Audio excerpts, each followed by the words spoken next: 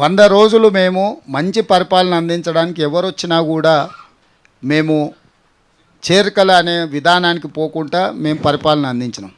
కానీ ప్రతిరోజు బీఆర్ఎస్ వాళ్ళు బీజేపీ వాళ్ళు మీ ప్రభుత్వాన్ని పడగొడతామని చెప్పి వాళ్ళు కుట్రలు చేస్తున్నారు. కుట్రల్ని తిప్పికొట్టాలంటే మేము కొన్ని కఠినమైన నిర్ణయాలు తీసుకోవాల్సిన పరిస్థితి వచ్చింది.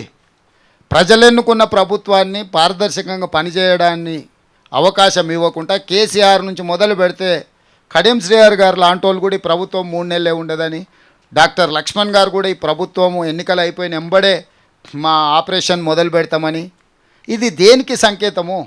ఈ 100 రోజుల్లో ఎక్కడైనా ఏదైనా ఫిరాయింపులు కానీ లేకపోతే రాజకీయంగా వేరే రకమైన ప్రయత్నం మేము ఎక్కడైనా చేసినామా?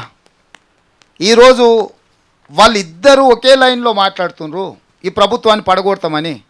అంటే వాళ్ళు పడగొడితే చూసుకుంటూ కూర్చుంటామా? ఇప్పుడు కుక్క కాటుకు చెప్పు దెబ్బ అని పెద్దలు చెప్పిండ్రు, కొట్టకుట్టు ఊరుకుంటామా? కొడతాం కదా. నేను ముందే చెప్పినా కదా, సరే మీరు తారీఖు పెట్టుర్రి చెప్తా కదా అని. అందుకే ఈరోజు మొదలుపెట్టిన, మీరు ఇంకా చూసినట్లేరు.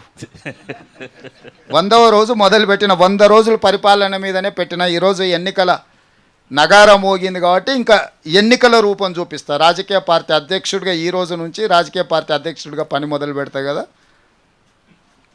నిన్నటి కోడ్ రానంత వరకు ముఖ్యమంత్రిగానే వ్యవహరించిన. ఎందుకంటే చాలా నిబద్ధతతోని రోజుకు 18 గంటలు ప్రతిరోజు పనిచేసిన ఈ 100 రోజులు. ఎక్కడ కూడా చిన్న తప్పిదానికి కూడా అవకాశం ఇవ్వకుండా పరిపాలన ఇచ్చినా నేను అనుకుంటున్నా. నిన్న 3 గంటలకు ఎన్నికల ప్రధాన అధికారి ఎన్నికల నగార ఊదిండు. ఈ 100వ రోజు రాజకీయపరమైన నిర్ణయం తీసుకున్నాం. మీకు ఇంకా అంటే పార్టీ ప్రెసిడెంట్కి ఆల్రెడీ యాక్టివిటీ మొదలుపెట్టిన, మీ దృష్టికి రానట్టుంది, 1 గంటలో మీ దృష్టికి వస్తుంది. 10 ఏళ్ళ నుంచి వాళ్ళు మేము అన్నీ చేసినాం కానీ నియామకాలు చేపట్టలేదు అని చెప్పడం అంటే భావదారిద్ర్యం ఎట్లుందో అర్థం చేసుకోండి. వాళ్ళకి సోయే లేదు వీళ్ళకి ఉద్యోగాలు ఇవ్వాలని. ఓడిపోయిన వినోద్ రావుకి ఎట్లా ఉద్యోగం ఇవ్వాలి, బండకేసి కొట్టిన కవితమ్మని ఎట్లా కుర్చీలో కూర్చోబెట్టాలి, మంత్రి పదవి ఇవ్వకపోతే హరీష్ రావు గారు 6 నెలలనే అన్నీ అయిపోయినట్టు డీలా పడిపోయి